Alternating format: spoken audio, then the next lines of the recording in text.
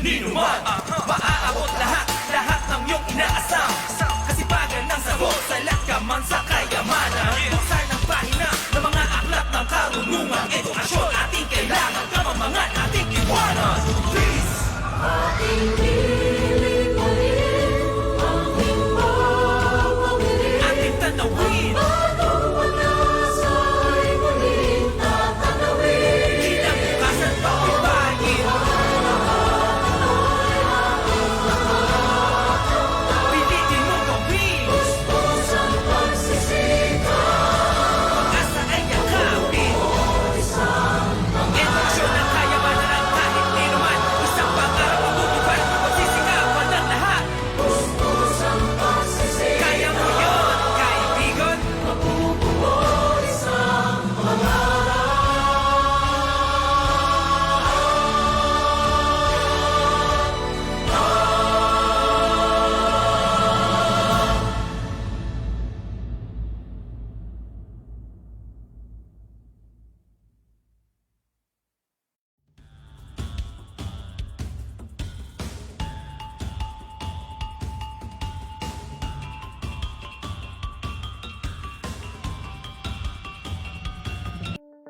The COVID-19 pandemic has brought unprecedented changes to our usual ways of living. But the Department of Education remains unfazed by these challenges to fulfill the mission of Sulong Edukalidad, the rallying call for national effort to deliver quality basic education to all Filipinos, which involve aggressive reforms in the 4 key areas: the K-12 curriculum review and update, improving the learning environment, teachers upskilling and reskilling, and engagement of stakeholders for support and collaboration to move forward together as we prepare the education system for the future. The call for Sulong Edukalidad will continue, and we have built the framework of the Basic Education Learning Continuity Plan, or the BELCP, to put the needs of the learners at top priority. DepEd's BELCP is the major response and commitment to protect the health, safety, and well-being of learners, teachers, and personnel. The plan aims to provide opportunities to continue education even in these trying times with a BELCP in place, supported by unprecedented number of diverse stakeholders from the academe, media, industry groups, NGOs, business and private individuals. Sulong Edukalidad will be able to sustain the aims in its reform for quality basic education.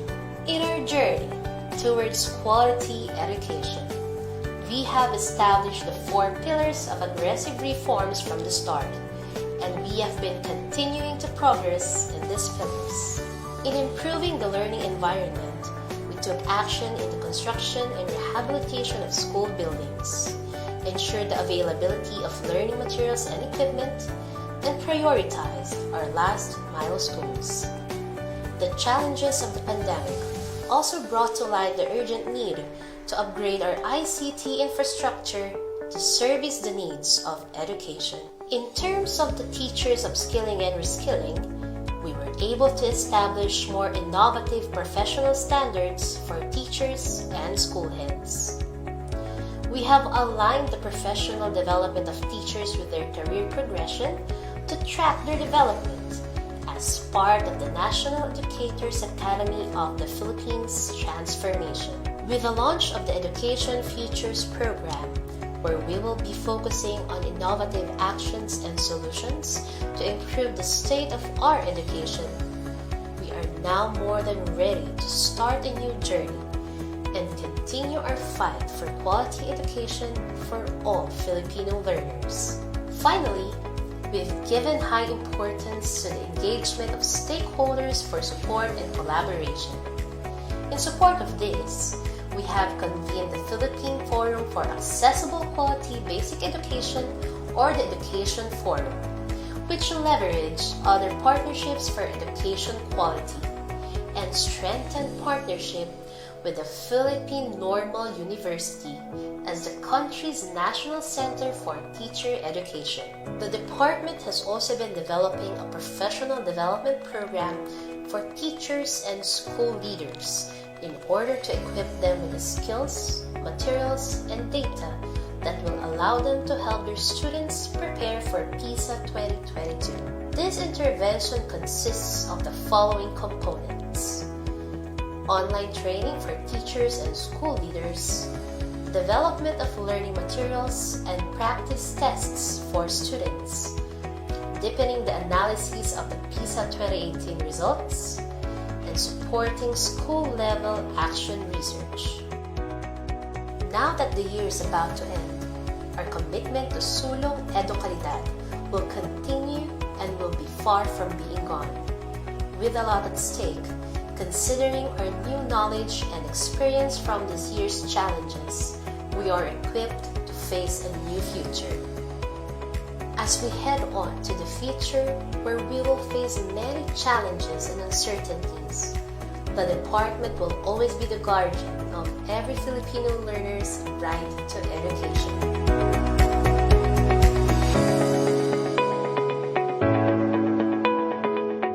Sino ba ang hindi naapektuhan? Sino ba ang hindi nag-alala? Sino ba ang hindi nalito? Lahat tayo ay naapektuhan. Lahat tayo ay nag-aalala. Lahat tayo ay nalito. Dahil binago ng pandemyang dulot ng COVID-19 ang paraan ng pamumuhay ng lahat ng mga Pilipino saan mang sektor ka nabibilang. Tumigil ang panandalian ang ating mga nakagawian. Tumigil ang lahat ng uri ng transaksyon. Tumigil ang lahat ng operasyon ng mga paaralan. Nakalilito. Nakakaba. Paano na ang kinabukasan ng mga kabataan? Paano na tayo sa hinaharap?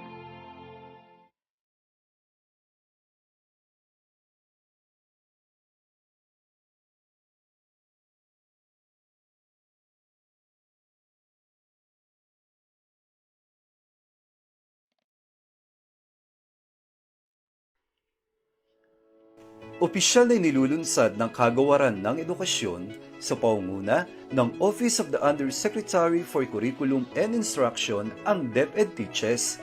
Ito ay isang online na programa na gagabay sa mga guro, tagapangasiwa, magulang at mag-aaral hinggil sa mga pagbabago sa batayang edukasyon ngayong new normal. Ang DepEd Teaches ay angkla sa sulong edukalidad na nakatuon sa apat na pangunahing pangangailangan ng mapunyaging reforma tungo sa makalidad na pagtuturo at pagkatuto. Una, pagre-review at pagsasapanahon ng kurikulum ng K-12. Ikalawa, pagpapaunlad ng kapaligiran pampagkatuto. Ikatlo, paglinang ng mga bagong kasanayan sa mga guro. At ang ikaapat, ang pakikipag-ugnay sa mga stakeholder para sa suporta at kolaborasyon. Sa pamamagitan ng virtual learning platform, ang DepEd Teaches ang magsisilbing bukas na komunidad ng pagsasanay na titipon sa mga guro, tagapamunong pang-edukasyon at sa sinumang may pagnanais sa pagtataguyod ng kalidad na edukasyon sa bansa at sa pagtagumpay ng bawat Pilipinong mag-aaral.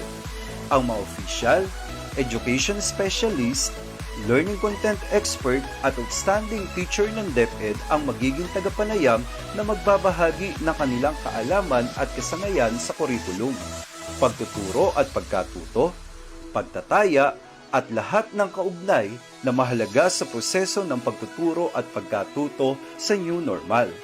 Bilang mga frontliner ng classroom, inaasahang magiging aktibo ang mga guro sa programang ito. Ang mga tema at paksa ay angkop sa kanilang pangangailangan at konteksto sa pamamagitan ng accessible na platform, ang social media. Sumali na sa OUCI family, sa DepEd Teaches, kung sama-sama mapahuhusay pa ang mga guro, kung sama-sama higit na malilinang natin ang mga mag-aaral.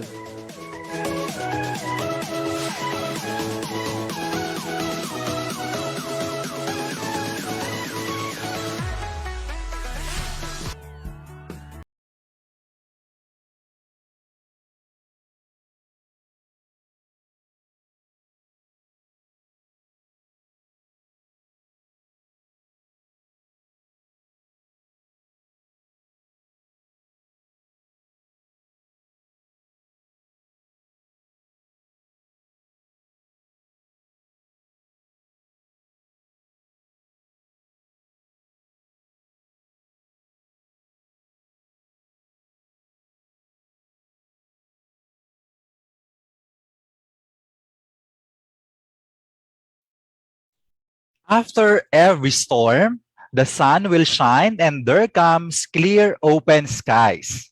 For every problem, there is a solution. Good afternoon to all and welcome back to all our solid viewers of DepEd Teaches. We hope everyone is doing well, in good shape, and you are safe together with your family. And we are delighted to be part of your Thursday routine. There are thousands of viewers tuning in right now in our various social media platforms, namely the DepEd Philippines Facebook page, DepEd YouTube channel, DepEd Tayo, and of course, let's not forget the official Facebook page of our program, the DepEd Teaches. So today, we are all set for yet another remarkable presentation on our current theme, teaching and learning in the new normal, trends and innovations. So good afternoon to you, Ma'am Ana. And what have we prepared for all our viewers today? Happy Thursday, everyone. I'm super excited today, Sir July, for we're going to have an amazing presentation from another excellent speaker. Here on DepEd Teaches, we are always dedicated to helping you attain knowledge and skills for the improvement of the teaching and learning process. And today we will talk about brain-based teaching strategies. So when we talk about brain, of course, this is very important because this is actually one of our main goals, molding the minds of our learners. And so it is just so apt to closely examine and consider the best ways on how we should teach by understanding how our brain works. As our brain isn't the same as anyone else, like your experiences, Sir July, my experiences, including what happens to us, what we learn, wire our brain in unique ways. And that wiring continues to develop as we learn and experience more and many things. And this only leads us to another question. How can we find the most effective and efficient way to impart knowledge? After all, most of our investment, including our time, effort, and resources, are used for the development of our brain, or shall we say, our thinking process. Sounds fascinating, Ma'am Ana. And do you know that all our thinking, deciding, and cognitive processing drains about 20% of our total energy, oxygen, and blood in our body? Just imagine that so much energy and so much resources are consumed by our brain, just about 2% of our total weight. Indeed, there is truth when we say that teaching and learning new things is a good mental exercise. Hence, this only shows that we really have to take care of our brain, and more than physical well-being, we need to feed our brain the right kind of information, expose ourselves in a learning environment that supports brain-based education. Sir July. And when information is presented in effective ways, the brain is able to function better. Its resilience increase and its overall working intelligence is improved. There are studies that show that the brain physically changes while learning. So isn't it amazing? Thus, the more new skills are practiced, the easier learning becomes. But the next question is, what are the strategies that we can use to improve and accelerate the learning process by using the science behind learning, none other than our brain? Same thoughts, Ma'am Ana. And in today's discussion, that question that you have mentioned will be answered by our invited guest speaker. And this is more interesting because we are contextualizing it in the new normal, given our situation that our students are learning at home. So, what general brain-based strategies can we implement in various learning delivery modalities that we have? But before we dive deep into our discussion, let us have again a short warm-up activity to stimulate our neurons. So in this activity, we will play Green Light and Red Light, the popular Korean game inspired by this global trending Netflix show. So we will post 4 questions or statements about brain and learning. You just need to tell if it's true or false. If your answer is true or you believe that the statement is correct, you will type in the chat box the word green. So that goes for the green light means true. If your answer is false or you believe that the statement is incorrect, you will type in the comment section red, which means not true. So that red light means false. So again, green light for true and red light for false. And again, you are given 30 seconds to write green or red in the comment section of our Facebook Live streaming page.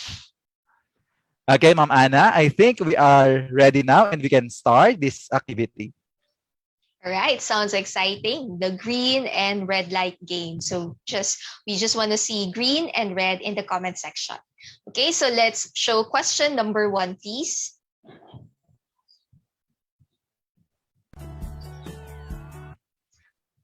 Let me read to you the first statement. Our brain is built for multitasking. Hence, we are good multitaskers, especially nowadays. Our brain is built for multitasking. Hence, we are good multitaskers, especially nowadays. Is it green or red light? You have 30 seconds to key in your answer now.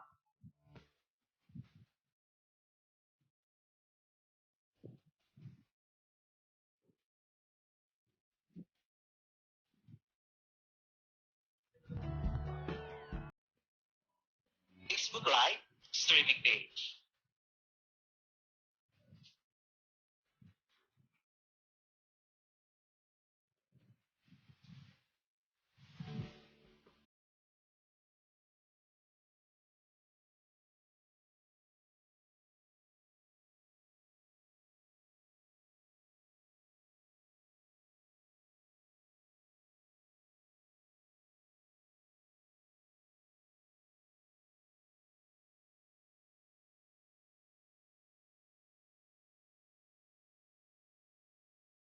All right, so let's find out the correct answer. Is it red or green light? We are good. Our brain is built for multitasking, hence we are good multitaskers, especially nowadays. And the answer is it's a red light. Okay, so this idea that we are it is one of the neuro myths based on the book Urban Myths about Learning and Education by Pedro Bracquier, Paul Kirchner, and Kasper Halshoff. I hope I pronounced their names correctly. They say that switching from task to task, you think you're actually paying attention to everything around you at the same time, but actually you're not paying attention. The brain is force switched among multiple cognitive loads as these tasks use the same part of your brain. And there's a study that shows that those who multitask are worse performers. Can you believe that? And they struggle because they cannot filter out irrelevant information, slowing down completion of the cognitive task at hand. That's why it's very important as teachers or to anyone that we have to design balanced instruction that considers the wellness of our learners. We cannot expect them to perform many tasks all at the same time. This would only pressure and stress them. So I agree with the statement that we are actually not good multitaskers. It's just a neuro myth. What do you think about it, Sir July? Yes, Ma'am Anna, I also share the same thinking. And yes, we do. People do multitasking because of the numerous duties and responsibilities. But the concern here is that, are we really good at it? We might be multitasking, but there is a possibility that the quality of the output will be affected. All right, we can now proceed to our second item. So please show the card now. The left half of the brain is analytical. The right half is creative. So again, the left half of the brain is analytical. The right half is creative. So you may now answer now. Is it green or is it red? 30 seconds. Start now.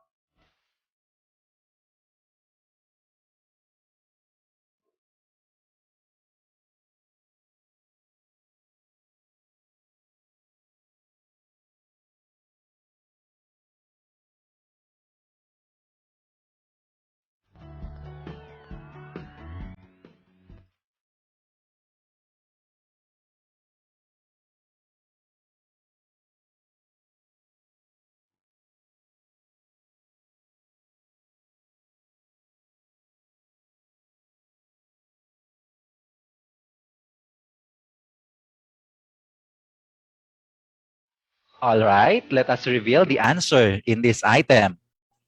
The left half of the brain is analytical. The right half is creative.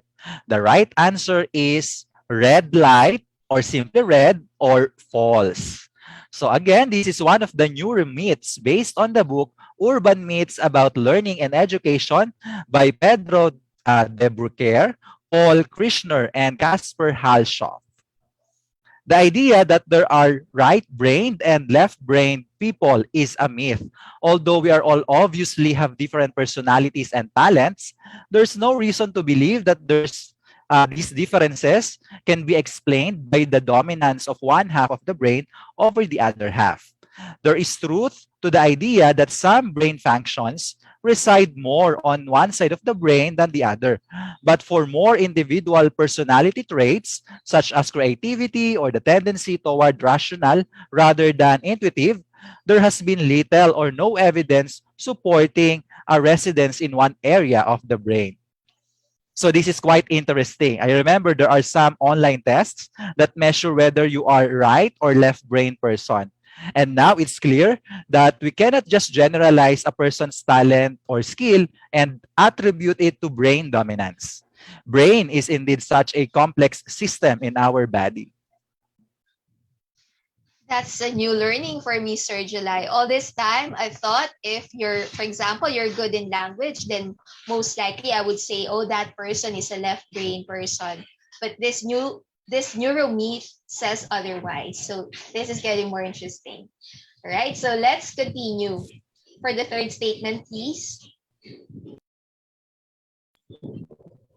We cannot think clearly when we are under pressure. We cannot think clearly when we are under pressure. Is it green or red light? 30 seconds start now.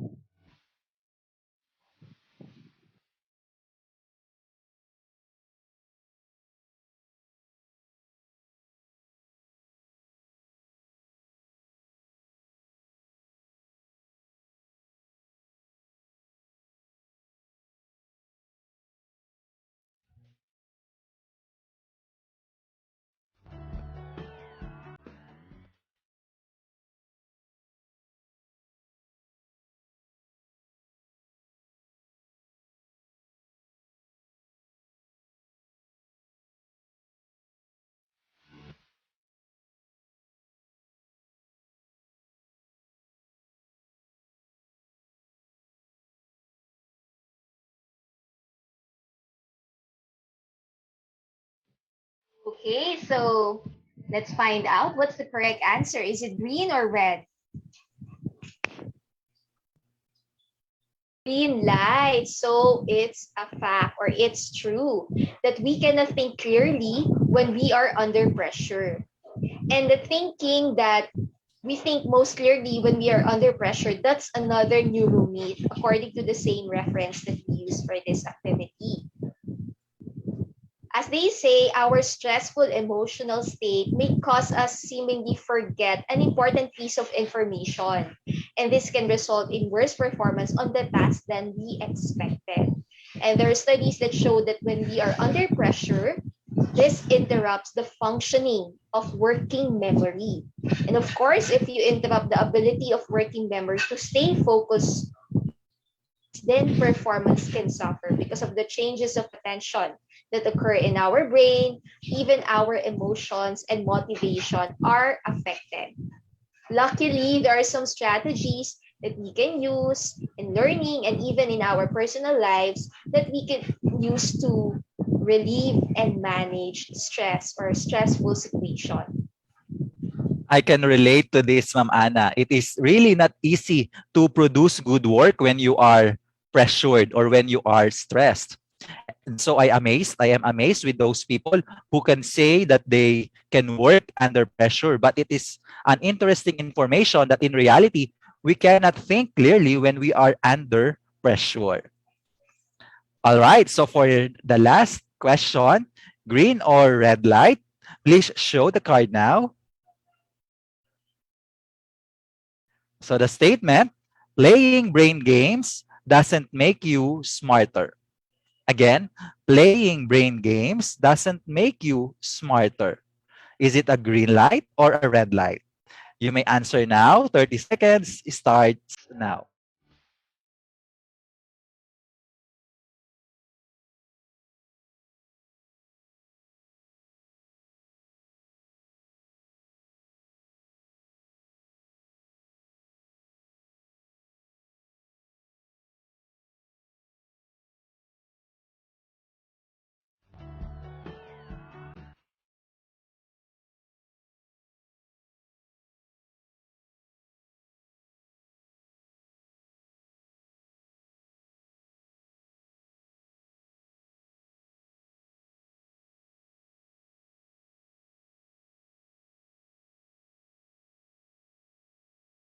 All right, let's try to reveal now the answer to this statement or to this item.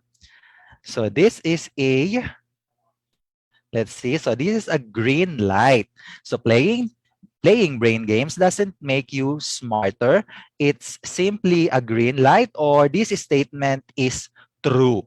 So the idea that you can train your brain with brain gyms or brain games is one of the neuro myths, again, based on the reference that we have mentioned a while ago. So sharpen your minds with a few minutes of brain games each day. Unfortunately, science suggests that this promise is probably too good to be true. Brain games are touted as a quick fix solution for a complex problem. But studies show that there is no solid evidence that commercial brain games improve general cognitive abilities. Some memory training programs appear to produce short-term specific training effects that do not or we cannot generalize. But don't worry, brain games aren't a complete waste of time. They provide us mental stimulation, the kind of brain stimulation that doctors advise, especially to the elderly people, to get from crossword puzzles and other mind games. So they are fun, engaging, and even competitive. So given this with these neuro myths, one thing I can recommend is that one best way to keep your brain at its best may be to maintain your overall well-being with healthy diet, exercise, and plenty of sleep. And so that ends our short mental exercise. I hope you have fun and joyful discovery of what we have presented to you. And to further learn more about brain-based strategies, we are formally introducing our resource speaker. I am honored to introduce to you our speaker today. She's one of my mentors way back in college. She's been really kind and an awesome teacher. I learned so much from her. Dr. Sterling Plata is a growth mindset mentor and an advocate of neuroscience in education. As a burnout survivor, her mission is to help students and teachers develop strategies for well-being in order to achieve their full potential through the recent developments in mindfulness and brain science. She is an associate professor at De La Salle University, Manila. She is also the founding director of the Core Academy for Assessment Literacy. Ladies and gentlemen, to talk about brain-based teaching strategies in distance delivery modalities, please welcome Dr. Sterling M. Plata.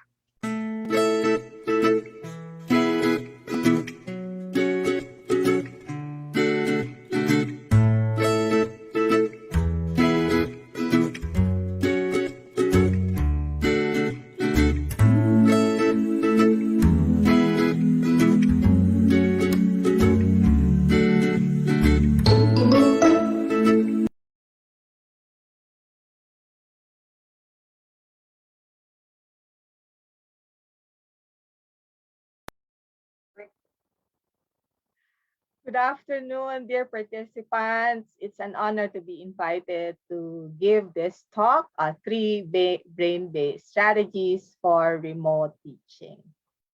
Our webinar roadmap.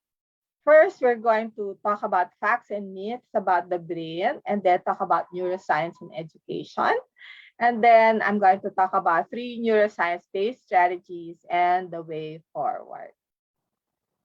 All right, just a reminder, of course, you can take screenshots, not just do not post them online. Thank you. Okay, so please get a piece of paper. Write numbers 1 to 5.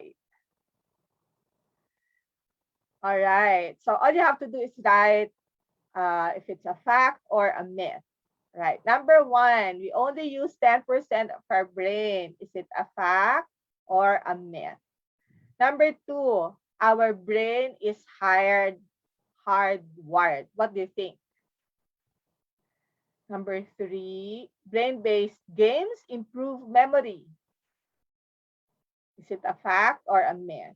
Number 4, your IQ stays the same throughout our lives. Okay, fact or myth? And number 5, left-brained people are organized while right-brained people are creative. Fact or myth? I'll give you some time to review your answers.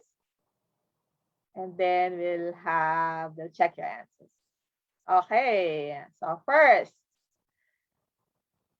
the first one, no, myth is that we only use 10% of our brain. So according to this article, the entire brain is constantly active, even in periods of sleep, regulating, monitoring, sensing, interpreting, reasoning, planning, and acting. Even people with degenerative neural disorders such as Alzheimer's and Parkinson's disease still use more than 10% of their brains. And a PET scan of the normal brain shows here, no, the what you call this, the activity in the brain, and it's more than 10%. Okay, the second one is that our brain is hardwired. Okay, the truth is that it is plastic, it is malleable, and the term that is used is neuroplasticity of the brain. The good news is that in this video, we will learn that we can rewire our brain. All right, so let's watch this.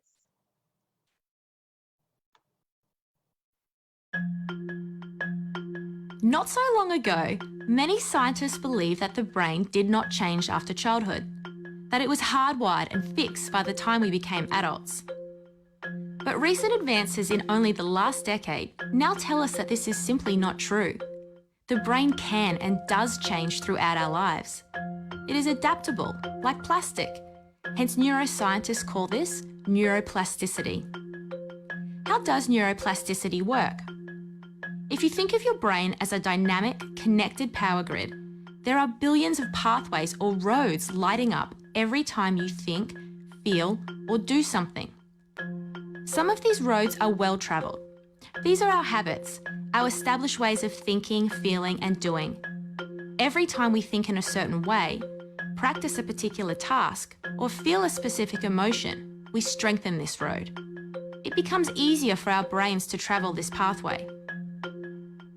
Say we think about something differently, learn a new task, or choose a different emotion. We start carving out a new road. If we keep travelling that road, our brains begin to use this pathway more, and this new way of thinking, feeling, or doing becomes second nature. The old pathway gets used less and weakens. This process of rewiring your brain by forming new connections and weakening old ones is neuroplasticity in action. The good news is that we all have the ability to learn and change by rewiring our brains. If you have ever changed a bad habit or thought about something differently, you have carved a new pathway in your brain and experienced neuroplasticity firsthand. With repeated and directed attention towards your desired change, you can rewire your brain. All right, we can rewire our brain. And three things. Number one, when we think in a particular way, right? When we act in a particular way, when we practice. So that means those are the three things that if we do regularly, or if we encourage our students not to do regularly, then those are ways that can rewire their brain. The third myth is that brain-based games improve memory. So this BBC commissioned study that investigated the theory found that even if they played memory games for 3 times a week for 10 minutes, the study showed that after 6 weeks, the test subjects didn't demonstrate an improved cognitive function in tasks for which they did not specifically train in the games. So take note of that. Number 4, your IQ. It's a myth, but your IQ stays the same. First, the IQ is not really a good test of intelligence. All right.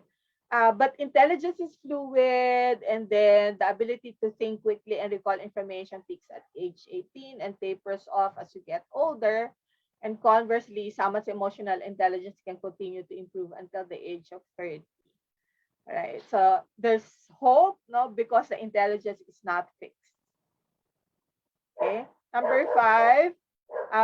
This study on the evaluation of left brain and right brain hypothesis showed that it debunked the myth that people predominantly use one side of their brain more than the other, because through the MRI that they did, they found out that activities are on both left and right, and that left and right brain, they're really not separated. They're connected, actually connected. So it's not true.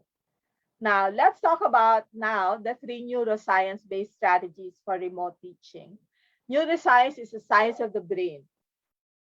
And so what I'm going to share with you are strategies based on research.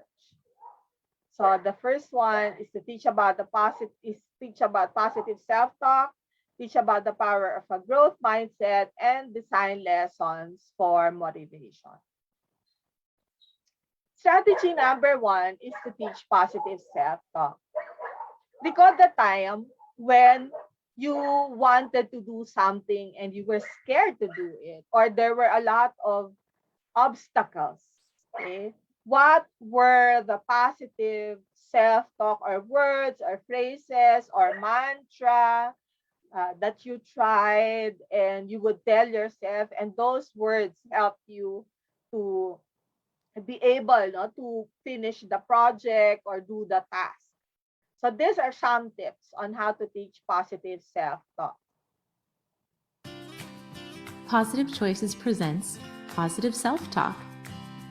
Positive Choices Social and Emotional Learning is a program for schools and for families. The content of this video can be found in both programs. Your brain is truly amazing. It helps you with everything you do, like breathing, visualizing, sleeping, and learning with others. Inside your brain, there are tiny things called neurons. When you learn and practice something, your neurons make connections to other neurons. These neurological connections make your brain stronger. Your brain thinks a lot. In fact, take a moment and guess how many thoughts you have per day. Researchers estimate anywhere between 50,000 and 80,000 thoughts go through your brain. Some of these thoughts are negative, like, oh, this drawing's so difficult, I'll never be able to do it. While others are positive, like, this is a challenge, but the more I practice, the better I'll get. To increase the amount of positive thoughts you have, you can practice something called positive self-talk. This is thinking and saying positive and encouraging things to yourself. So why should you practice positive self-talk? And what would that even sound like? Researchers have found that the more positive self-talk people practice, the happier, healthier, and stronger their brains become. Now, let's take a look at 6 things you can tell yourself to practice positive self-talk. Number 1, if you're faced with a challenging task, try telling yourself, my brain is amazing and can do amazing things. Number 2, let's say you're going to learn how to do something new that requires a lot of practice. Try telling yourself, the more I practice, the easier it gets and the stronger my brain becomes. Number 3, if you make a mistake, like in math or even if you say something unkind, remind yourself it's okay to make mistakes. When I learn from my mistakes, my brain makes more connections. Number 4, if you see a problem in this world, or if you yourself have a problem with someone else, try telling this to your brain. My brain has the power to solve problems and make things better. Number 5, If you're going to learn something new, and maybe you're lacking motivation or it just seems really hard, tell your brain, learning something new makes my brain stronger. Number 6, we all need to be reminded of this. I am unique and special. I am worthy of love just the way that I am. Now that you know about positive self-talk, teach others about it too. And remember, the more you practice, the more connections your brain makes, and the healthier and happier you are. All right. So positive self-talk is not just about helping our brain, no, but it also helps us to be happier, no, and healthier. Now let's go to strategy number 2. No? Strategy number 2 is to teach about the power of mindset. So this illustration compares the mindset of people with the mindset of those with fixed, and then the other one growth. Now let's compare and look at the growth people with a growth mindset. If our students have a growth mindset, they will view challenges as opportunities. They will prioritize learning over seeking approval. They will focus on the process instead of the end result, and they will think of learning as brain training, and they will think of failures as opportunities to grow. On the other hand, those with a fixed mindset are unable to handle criticism, and they focus on proving themselves, and they feel that their effort is not fruitful. Based on a study conducted by my mentee, in the master's program, she found that students struggling Filipino readers have a fixed mindset. They think that whenever they find reading hard, that they are not good enough. All right. So that's an example of the power of the mindset. So let's continue by talking about your growth mindset story. Recall how a teacher inspired you to step outside your comfort zone, and how did this mentor develop that mindset?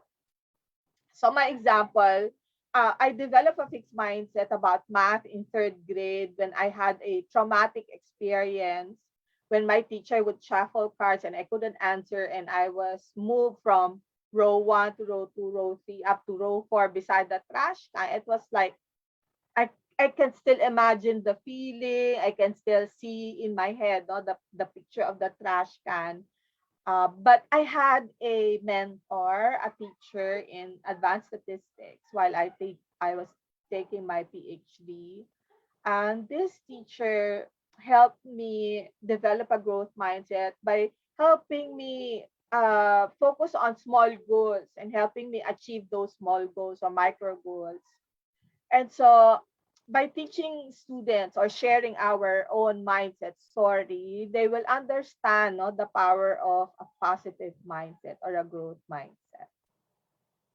I'm going to play this video, and I use this to demonstrate the words that a person with a fixed mindset uses. So try to list down the words or phrases used by this singer.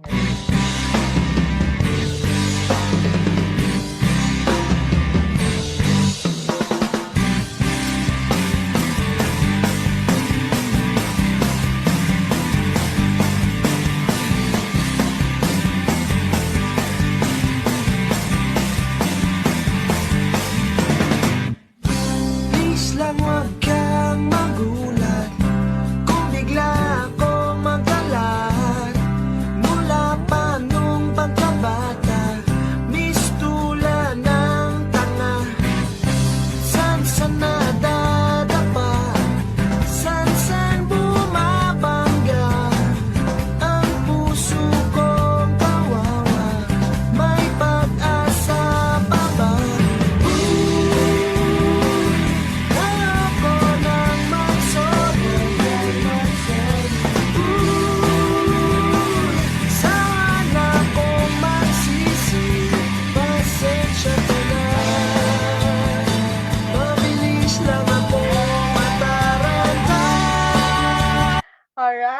right. So, did you recognize the fixed mindset words?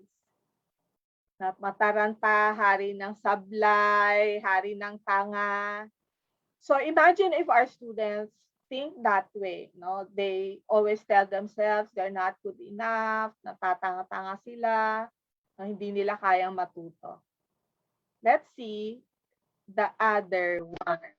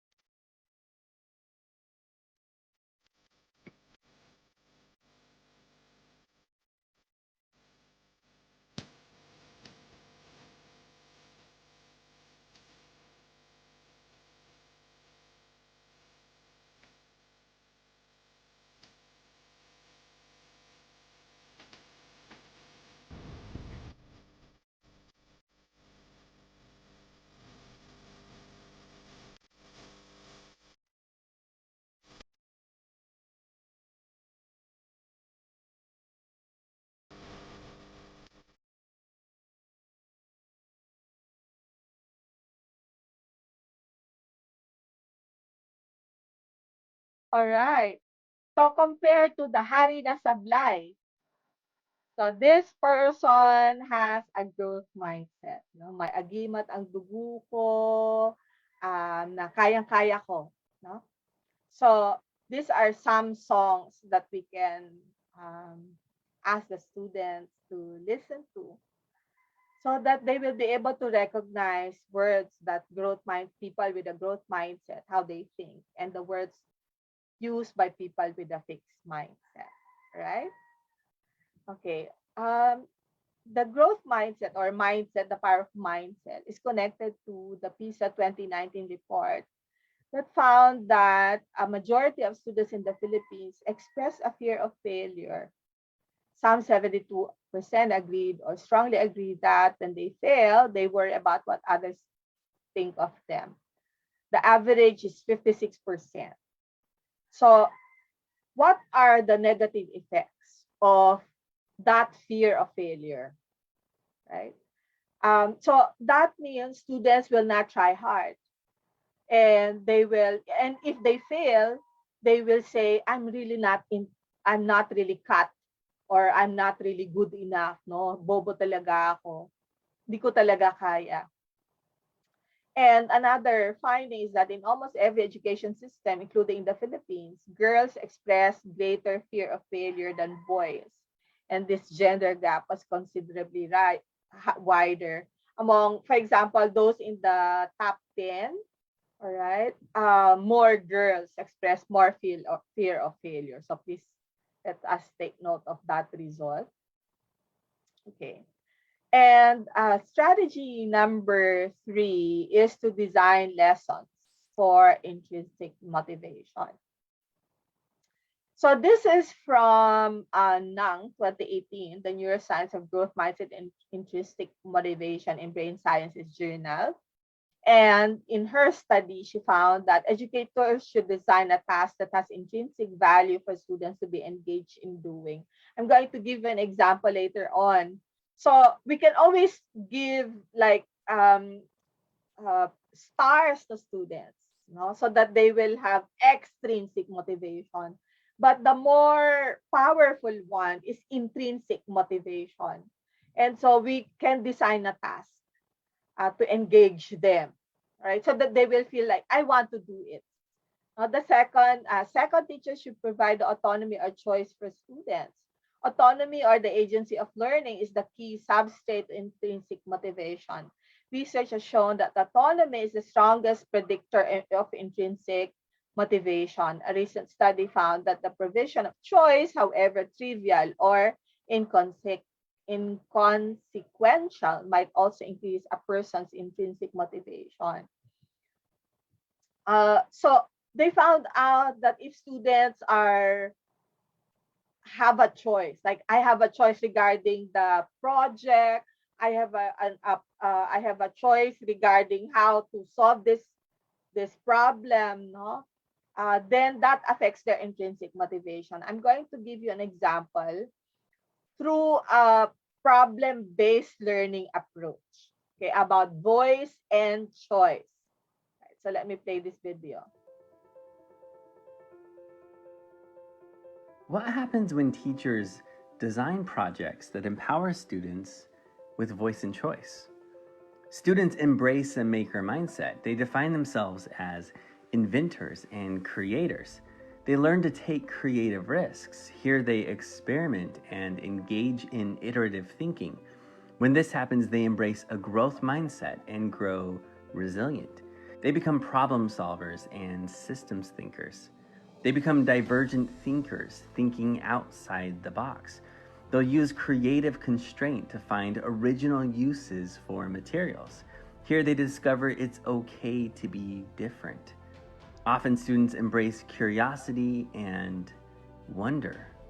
They become explorers, seeking out new information and thinking critically.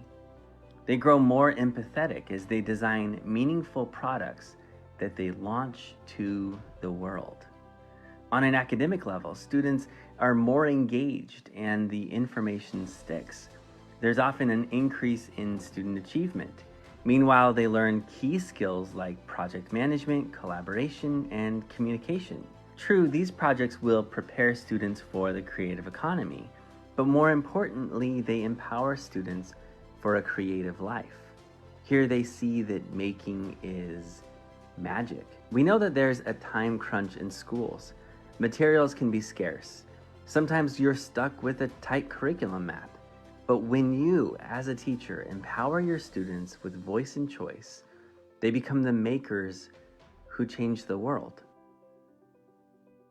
Okay, how do we help students to become makers, okay, and creators? So let me share my experience teaching problem-based learning and service learning. So we teach purposive communication, and purposive communication focuses on sustainable development goals. Students are grouped into 3 members. Okay? Each group has a particular SDG number. So for example, there are 45 students, then group number 1 will focus on SDG number 1. But where is the choice? The choice is on the local problem. They can choose a local problem.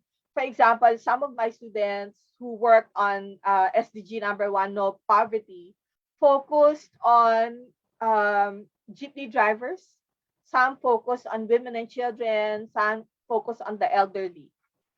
They also focused on a particular area such as Batangas. The second one is the choice with regard to interdisciplinary solutions based on research.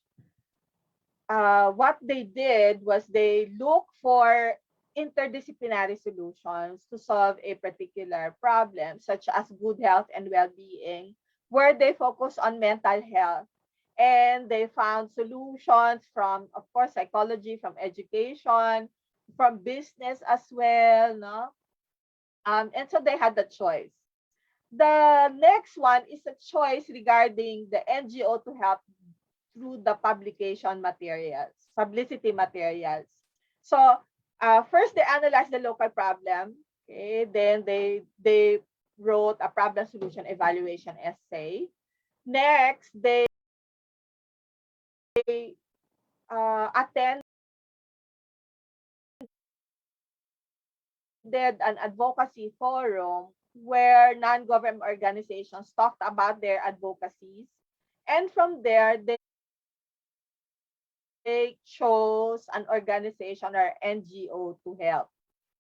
And the help that they provided was in connection to the course, which is purposive communication with the mission. They prepared infographics, they prepared short video clips, they provided posters, no? Okay. And through service learning, they were able to apply the skills of communicating to a real audience, choosing a particular platform, addressing the needs of the audience. No? The tasks are also authentic. We focus on intrinsic motivation. There's intrinsic motivation to learn and to serve. And there are reflection prompts that help them to evaluate the learning and values as well. All right. So the neuroscience of growth mindset, empirical studies have revealed that growth mindset has positive effects on student motivation and academic performance. And recent research has shown that mindset is related to student outcomes and behaviors, including academic achievement, engagement, and attempt to new challenges, willingness not to attempt challenges. So imagine that by using a problem-based learning and service learning, the students are able to develop their growth mindset, develop their growth, their brain as well. They are also it also improves achievement and engagement, especially now that we are on remote. In our experience, it can be done. No? The whole course was done online. Students would collaborate through Messenger.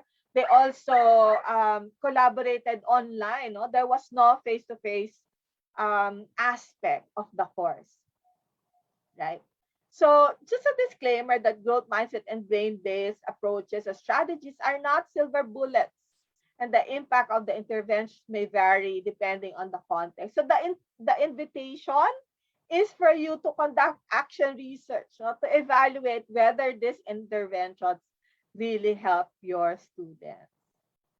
So a way forward, if you're interested, if you are interested to learn more about growth mindset, you may join the Growth Mindset Champions PH. It's a private FB group where we share ideas on growth mindset intervention.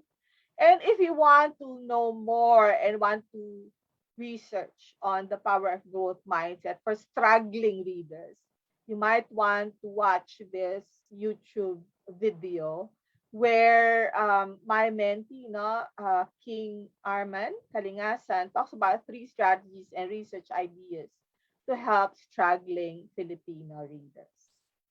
So remember, with a growth mindset, you can and you will. So let me end with these blessings, that may you live a life of ease. May you reimagine new ways of connecting with your students. May you rewire your brain to balance well-being and productivity. May you be safe, strong, and healthy.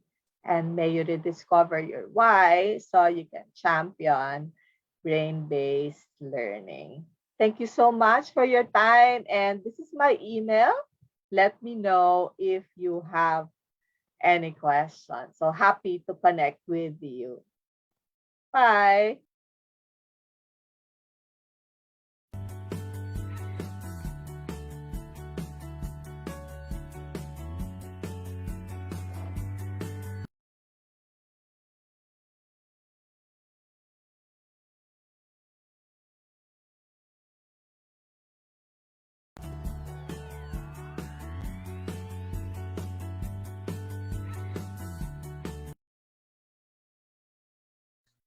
Thank you so much, Dr. Sterling Plata, for an intellectually stimulating discussion.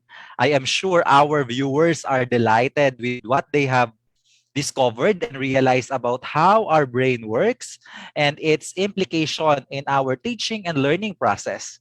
The strategies are clear and manageable to implement in all learning delivery modalities. And so, to our live audience on DepEd Philippines and DepEd Teaches Facebook page and the rest of our social media platforms, don't forget to share your insights and comments using the hashtag I support DepEd Teaches and hashtag DepEd Teaches episode 40. You can also share your selfie post while you were listening in today's presentation, and we really love to hear your feedback. Thank you very much, Dr. Sterling Plata. It's nice to listen to your presentation again. So for those who haven't registered yet, you can scan the QR code or access the link to do a one-time registration for this month of October. Evaluation will be given on the last week, and if you pass the evaluation, you will receive your certificates.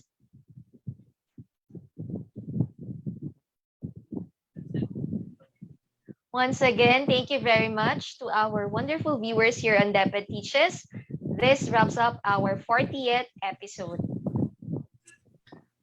On behalf of the curriculum and instruction strand, thank you, dear teachers, for always tuning here on DepEd Teaches. It is once said that we have to fill our brain with giant dreams, so it won't have space for petty pursuits. Just like here on DepEd Teaches, our giant dreams that we want to instill in your mind is our mission here on DepEd Teaches, which is about empowering teachers, enabling learners. See us again next week and stay safe, everyone.